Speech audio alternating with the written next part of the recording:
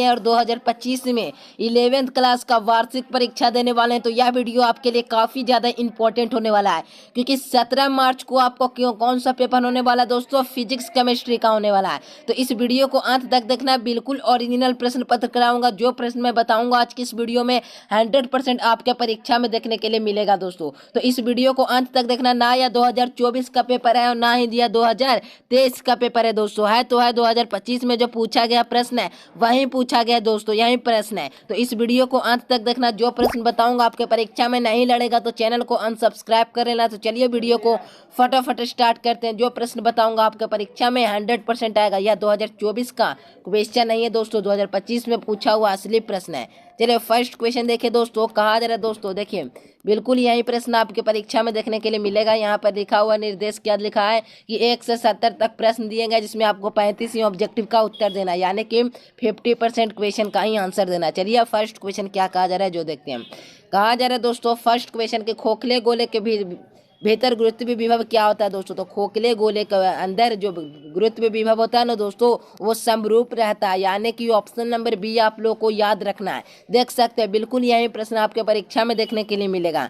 देखिए कहा जा रहा है एक वलय का द्रव्यमान एम है और उसकी त्रिज्या आर है, तो वलय के केंद्र से गुजरते हुए एवं उसके तल में लंबवत अक्ष के परित इसका जड़त्व अघूर्ण क्या हो जाएगा दोस्तों। जड़त्व अघूर्ण क्या हो जाएगा दोस्तों, मिस्टर स्क्वायर याद रखना है, M R square. Option number D आप लोग को याद रखना है। नेक्स्ट क्वेश्चन की ओर बढ़ते हैं दोस्तों। कहा जा रहा है जब दूध को मथा जाता है तो मक्खन अलग हो जाता है, इसका कारण क्या है। तो जब दूध को मथा जाता है ना दोस्तों और उसका जो मक्खन अलग हो जाता है, इसका एक ही कारण दोस्तों अपकेंद्र। ऑप्शन नंबर सी आप लोग को याद रखना। सही आंसर क्या हो जाएगा, सी नंबर। बिल्कुल यही प्रश्न आपके परीक्षा में 17 मार्च के परीक्षा में देखने के लिए मिलेगा। ठीक है, जो विद्यार्थी सब्जेक्टिव का आंसर लेना चाहता है सभी बच्चे डिस्क्रिप्शन में जो व्हाट्सएप ग्रुप का लिंक है सभी लोग जुड़ जाना और इस नंबर पे मैसेज कर लेना। ठीक है, अगला प्रश्न की ओर बढ़ते। कहा जा रहा है सदिश 4 इतना था, तीसरा लंबा तो दूसरा सदिश क्या होगा दोस्तों। तो यहाँ माइनस में आए ना तो प्लस वाला खोजना है, कौन सा ऑप्शन में दिया हुआ है, ये नंबर बिल्कुल सही उत्तर हो जाएगा। अगला प्रश्न की ओर बढ़ते हैं दोस्तों। कहा जा रहा है ए गुना बी, तो बी गुना सी तथा ए गुना सी का मान क्या होगा दोस्तों। तो इसका भी मान शून्य होता है, ए नंबर बिल्कुल करेक्ट आंसर हो जाएगा। नेक्स्ट क्वेश्चन देखिए दोस्तों। अगला प्रश्न कहा जा रहा है आर त्रिज्या, देखिए प्रश्न क्या पूछा गया दोस्तों, आर त्रिज्या वाला वृत्त के पथ से भी है तो गतिमान आधा वृत्त तय करता है, तो औसत त्वरण क्या होगा। तो औसत त्वरण क्या होगा दोस्तों, तो 2b स्क्वायर बटा आर। कौन सा ऑप्शन में दिया हुआ है दोस्तों, तो बी नंबर बिल्कुल करेक्ट आंसर हो जाएगा।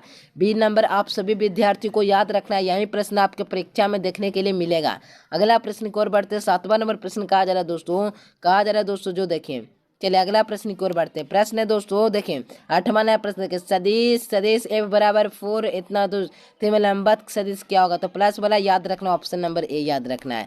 अगला प्रश्न की ओर बढ़ते हैं दोस्तों। नेक्स्ट क्वेश्चन देखिए डायरेक्ट 11वां नंबर प्रश्न देखिए, गुरुत्व विभव गुरुत्व के अधीन में मुक्त गिरती हुई वस्तु का एक समान होता है, तो क्या समान होता है दोस्तों, त्वरण समान होता है। डी नंबर बिल्कुल करेक्ट आंसर हो जाएगा।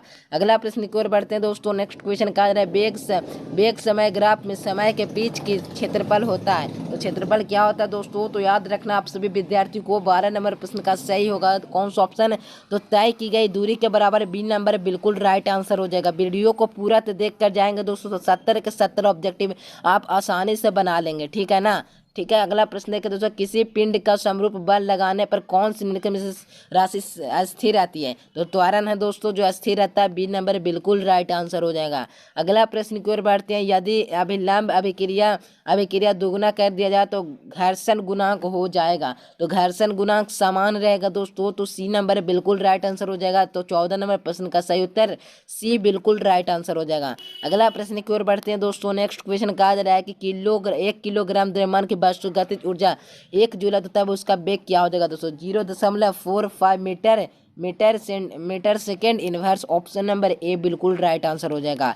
अगला प्रश्न की ओर बढ़ते हैं दोस्तों। कहा जा रहा है कि आर द्रव्यमान वस्तु का रैखिक संवेग पी है, तो उसकी गतिज ऊर्जा क्या होगी। तो गतिज ऊर्जा क्या हो जाएगी दोस्तों, तो याद रखना है पी स्क्वायर बटा 2m। कौन सा ऑप्शन में दिया हुआ दोस्तों, तो डी नंबर बिल्कुल राइट आंसर हो जाएगा। ठीक है ना। अगला प्रश्न की ओर बढ़ते हैं। नेक्स्ट क्वेश्चन देखिए दोस्तों कि द्रव्यमान क्या पूछा गया, द्रव्यमान गति में भी से चलता है, तो पिंड के तौर में लंबवत दीवार को दिया दिया गया संवेग क्या हो जाएगा दोस्तों, तो शून्य हो जाएगा। क्या हो जाएगा दोस्तों, शून्य हो जाएगा। बिल्कुल right answer option number D आप लोग को याद रखना है। अगला प्रश्न की ओर बढ़ते हैं। नेक्स्ट क्वेश्चन कहा जा रहा है कि समान ताप दो बॉल को टकराते संरक्षित भौतिक राशि होगी दोस्तों, तो यह क्या हो जाएगा, तो संवेग हो जाएगा। इसका सही उत्तर डी नंबर है, बिल्कुल राइट आंसर है। अगला प्रश्न की ओर बढ़ते हैं। नेक्स्ट क्वेश्चन देखिए दोस्तों, कहा जा रहा है एक गोलाकार 64 सेंटीमीटर ऊंचाई से गिराया जाने पर 36 सेंटीमीटर ऊंचाई उछालती है तो प्रतिस्थापन गुणांक क्या हो जाएगा, तो 2/3 या 3/4, तो 3/4 बिल्कुल right answer option number B आप लोग को याद रखना है। नेक्स्ट क्वेश्चन की ओर बढ़ते हैं। समान द्रव्यमान दो कणों के स्थिर में त्वरण ए है तो उसका निकाय के द्रव्यमान का केंद्र का त्वरण क्या हो जाएगा दोस्तों, तो इसका भी केंद्र का क्या हो जाएगा, तो शून्य हो जाएगा। ए नंबर बिल्कुल राइट आंसर हो जाएगा। अगला प्रश्न की ओर बढ़ते हैं दोस्तों। सभी के सभी विद्यार्थी अगर 12th में पढ़ना चाहते हैं तो सही बच्चे चैनल को सब्सक्राइब कर लेना और वीडियो को भी लाइक कर लेना। अगला प्रश्न कहा जा रहा है दोस्तों, कहा जा रहा है एक कण एक शख्स के समांतर संवेग में चलते तो उसका कोणीय संवेग क्या होगा, तो नियत रह जाएगा। ऑप्शन नंबर बी आप लोग को याद रखना है। क्या रह जाएगा दोस्तों, तो नियत रह जाएगा। 21वां नंबर प्रश्न का सही उत्तर ऑप्शन नंबर बी।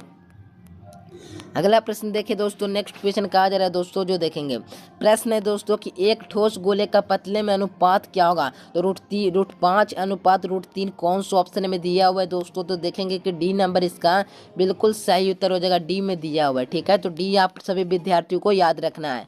चलिए प्रश्न कहा जा रहा है दोस्तों, खोखले गोले के भीतर गुरुत्व विभव क्या होगा, तो खोखले गोले के अंदर गुरुत्व विभव समरूप रहता है दोस्तों, याद रखना है। बी नंबर बिल्कुल राइट आंसर हो जाएगा मेरे प्यारे बच्चों। अगला प्रश्न की ओर बढ़ते हैं। कहा जा रहा है कि एक वलय का द्रव्यमान एम है और उसकी त्रिज्या r तो गुजारते हुए उसके तल के लंबवत अक्ष के परित इसका जड़त्व अघूर्ण क्या हो जाएगा दोस्तों, तो इसका जड़त्व अघूर्ण क्या हो जाएगा दोस्तों, तो याद रखना है 1/2 मीटर स्क्वायर हो जाएगा। कौन सा ऑप्शन में दिया हुआ दोस्तों, तो ए नंबर बिल्कुल राइट आंसर हो जाएगा। सभी प्रश्न को याद करते जाइएगा, आपके परीक्षा में यही प्रश्न देखने के लिए मिलेगा। अगला प्रश्न की ओर बढ़ते हैं दोस्तों। कहा जा रहा है एक ठोस गोले का बाहर स्थित गुरुत्व विभव में भी है तो जीएम है तो जी का नियतांक में द्रव्यमान इसमें एक शख्स क्या होगा, तो बिंदु को गोले का केंद्र पर ऑप्शन नंबर सी आप लोग को याद रखना है, ठीक है ना। अगला प्रश्न की ओर बढ़ते हैं मेरे प्यारे बच्चों। अगला प्रश्न देखिए कि क्या प्रश्न पूछा गया दोस्तों, किसी वस्तु का संवेग 20% है तो उसकी गतिज ऊर्जा की वृद्धि होगी दोस्तों, तो 44% ऑप्शन नंबर कौन सा हो जाएगा दोस्तों, तो सी नंबर बिल्कुल सही उत्तर हो जाएगा। सी याद रखना है। अगला प्रश्न कहा जा रहा है दोस्तों, एक ठोस गोले का क्या पूछा गया, एक ठोस गोले का इसका बराबर होगा तो क्या होगा दोस्तों, तो किसके बराबर होगा, तो 2/5 या 5/2, तो याद रखना है 5/2 हमारे हिसाब से सही उत्तर हो जाएगा। बी नंबर बिल्कुल राइट आंसर याद रखना है। अगला प्रश्न की ओर बढ़ते हैं। कहा जा रहा है पृथ्वी की त्रिज्या r द्रव्यमान और गुरुत्व विभव में इतना बराबर होगा तो क्या हो जाएगा दोस्तों, r²/m। कौन सा ऑप्शन मेरे प्यारे बच्चों, बी नंबर इसका बिल्कुल राइट आंसर हो जाएगा। अगला प्रश्न की ओर बढ़ते हैं मेरे दोस्तों। कहा जा रहा है जो देखिए, कहा जाए एक कृत्रिम उपग्रह पृथ्वी की वृत्ताकार दूरी बराबर होगा तो दूरी बराबर क्या हो जाएगा, तो 2r हो जाएगा, 2 त्रिज्या हो जाएगा। ऑप्शन नंबर किस में दिया हुआ है, तो डी नंबर बिल्कुल राइट आंसर हो जाएगा दोस्तों, तो डी इसका बिल्कुल करेक्ट आंसर याद रखना है।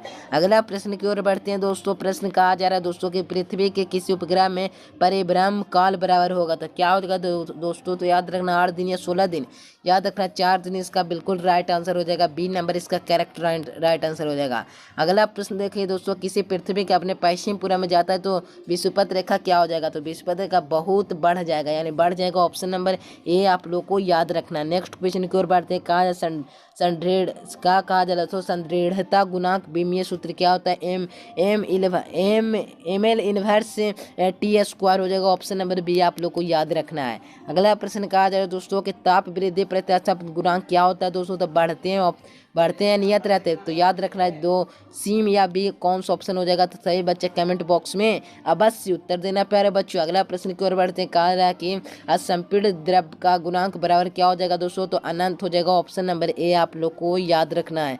अगला प्रश्न की ओर बढ़ती हैं दोस्तों कि धातु के लंबाई नियतांक बराबर होगा तो नियतांक बराबर λ/a/L हो जाएगा। ऑप्शन नंबर ए याद रखना है, ठीक है। ए आप सभी विद्यार्थी को याद रखना दोस्तों, ए इसका बिल्कुल राइट आंसर हो जाएगा। अगला प्रश्न की ओर बढ़ते हैं दोस्तों। कहते प्रत्यास्थ गुणांक में इतना 7 × 10⁻10 पास्कल है तो क्या पूछा जा रहा है कि 11 × 10⁻10 पास्कल का पदार्थ के क्या बोला प्रभाषों का अनुपात बराबर क्या होगा, तो 0.042 हो जाएगा। कौन सा ऑप्शन, तो सी नंबर इसका बिल्कुल सही उत्तर हो जाएगा प्यारे साथियों। अगला प्रश्न की ओर बढ़ते हैं। कहा जा रहा है दोस्तों, प्रश्न क्या कहा जा रहा है दोस्तों, जो देखें कि 10 इकाई आयाम वाला अवर्तकाल में गति समीकरण क्या हो जाएगा, तो y बराबर 10 साइन 2πt हो जाएगा। ऑप्शन नंबर बी आप लोग को याद रखना है। अगला प्रश्न देखिए दोस्तों, कहा जा रहा है किसी आवर्त गति में वस्तु का विस्थापन त्वरण के बीच में कालांतर क्या हो जाएगा, 90 डिग्री। बी नंबर बिल्कुल राइट। जब लोकांक में संतुलन में उसकी ब्याय ऊर्जा क्या हो जाएगी दोस्तों, तो याद रखना पूर्णतः स्थित हो जाएगा। ऑप्शन नंबर बी आप लोग को याद रखना है। कि अगला प्रश्न का सरल लोकांक में आवर्त काल क्या हो जाएगा, तो यह दोनों स्थानों पर समान हो जाएगा। सी नंबर बिल्कुल राइट आंसर हो जाएगा। सी इसका बिल्कुल सही उत्तर हो जाएगा। अगला प्रश्न की ओर बढ़ते हैं दोस्तों। नेक्स्ट क्वेश्चन कहा जा रहा है कि एक मात्रा में दोलन करता है तो उसकी क्षैतिज ऊर्जा सड़क की त्वरण गति के चलता है, उसकी आवृत्ति क्या हो जाएगी दोस्तों, तो वहीं रहेगी या शून्य रहेगी, तो याद रखना बढ़ेगी। ऑप्शन नंबर बी आप लोग को याद रखना है। अगला प्रश्न की ओर बढ़ते हैं दोस्तों। ध्वनि की प्रबलता निर्भर करती है तो आवृत्ति पर निर्भर करती है, इसका भी ए नंबर सही उत्तर हो जाएगा। अगला प्रश्न कहा जा रहा है दोस्तों कि देखिए प्रश्न क्या, यदि दोस्तों या दो तीव्रता में अनुपात में 4:1 में अनुपात होगी तो 2:1 में विभाजित होगा। ए नंबर बिल्कुल राइट आंसर याद रखना है। कहा जाए दोस्तों डोरी तनाव में बढ़ते अनुपस्थ काट के कंपन की अनुवृत्ति क्या होगी, तो बढ़ती है। ए भी इसका भी राइट आंसर हो जाएगा दोस्तों। तो इस वीडियो में मैंने 70 ऑब्जेक्टिव बताया दोस्तों, जिसमें से मैंने